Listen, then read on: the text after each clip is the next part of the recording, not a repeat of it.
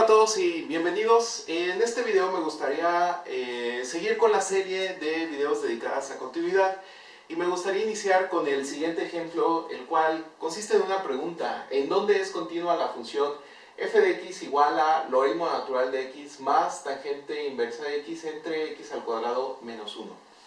Bien, para esto necesitamos determinar el dominio de esta función, debido a que aquí tenemos funciones que pertenecen al catálogo del teorema que presentamos anteriormente, el cual nos dice que son funciones que son continuas en su dominio. Esto es logaritmo natural de x, tangente inversa, que es función trigonométrica inversa, y un polinomio de orden 2, ¿de acuerdo?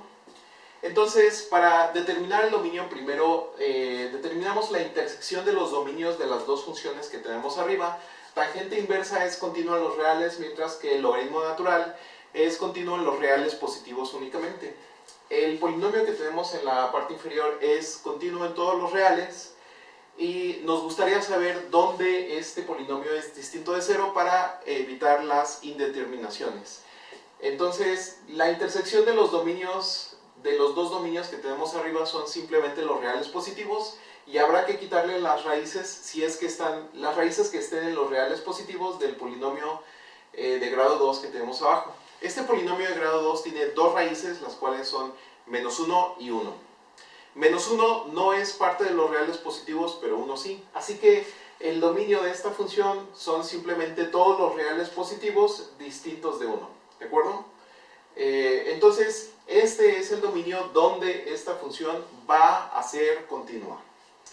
Bien, y con eso resolvemos este ejemplo.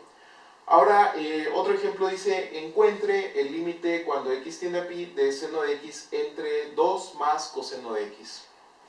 Bien, nosotros sabemos que el seno de x es una función que es continua en todos los números reales, y el coseno también es una función trigonométrica que es continua en todos los reales.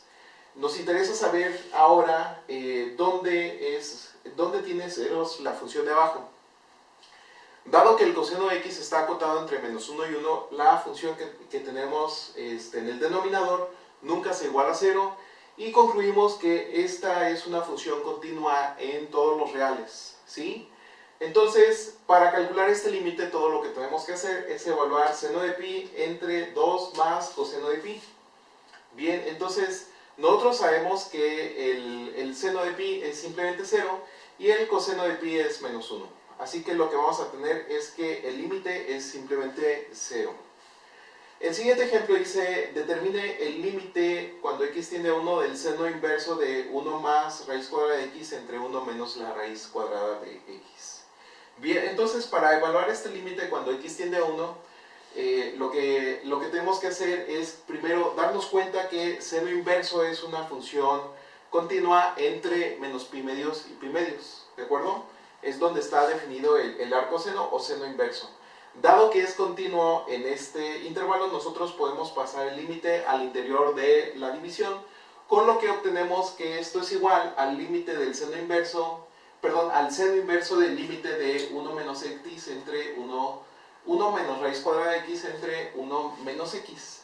Nosotros podemos separar la parte de la división entre su conjugado aditivo, con lo que tenemos que esto es igual al límite cuando x tiende a 1 de 1 menos raíz cuadrada de x entre 1 menos raíz cuadrada de x por 1 más raíz cuadrada de x. Dado que estamos sacando un límite, podemos eliminar el 1 menos raíz cuadrada de x y evaluar en la raíz cuadrada de x, con lo que obtenemos que esto es igual al seno inverso de un medio, ¿sí? Y el seno inverso de un medio es simplemente pi sextos. Ahora me gustaría pasar al siguiente teorema. Si la función g es continua en algún punto a y f es continua en g de a, entonces la composición de funciones f y g, dada por f y g igual a f de x evaluado en g, es f evaluado en g de x va a ser continua en x igual con a. ¿De acuerdo? Ya mostramos un teorema muy similar anteriormente. Y bueno, la demostración, como g es continua en x igual con a, tenemos que cumple con la definición de continuidad, la cual es este límite. Puesto que f es continua en b igual a g de a, se tiene que el límite cuando x tiende a de f evaluada en g de x es simplemente g de x por definición de continuidad, que es precisamente la proposición de que la función h de x es igual a la composición de funciones y que es continua en x igual con a. En el siguiente ejemplo nos pregunta, ¿dónde es continua h de x igual a seno de x al cuadrado? Lo que podemos hacer aquí es ver cómo es la composición de funciones. Tenemos f de x igual a seno de x y g de x igual a x al cuadrado. Entonces, la composición de f y g nos da simplemente h. Sabemos que f y g son continuas, entonces por el teorema que acabamos de presentar, h igual a la composición de f con g va a ser una función continua. ¿De acuerdo? El siguiente es un teorema muy importante del cálculo, es el teorema del valor intermedio. Y bueno, suponga que f es continua sobre cierto intervalo cerrado a y b. Y sea algún número n mayúscula mayor a f de a, pero menor que f de b. Entonces va a existir alguna constante c que pertenece al intervalo entre a y b, tal que f de c es igual con n. ¿De acuerdo? Una vez más, esto solo se cumple para funciones continuas. Vamos a ver cómo se aplica este teorema por medio de un ejemplo. Demuestre que f de x, la cual es un polinomio de orden 3, 4x al cubo menos 6x al cuadrado más 3x menos 2, tiene una raíz entre 1 y 2. Esto quiere decir que existe algún x entre 1 y 2, tal que este polinomio es igual con 0. Ajá. Bueno, lo primero que sabemos es que los polinomios, y ya lo hemos visto en varios teoremas, los polinomios son funciones continuas en todos los reales. Por lo tanto, este polinomio va a ser continuo entre el intervalo cerrado 1 y 2. ¿De acuerdo? Bien, ahora evaluamos f de 1 y f de 2. Tenemos que f de 2 es igual con 12 y f de 1 es igual con menos 1.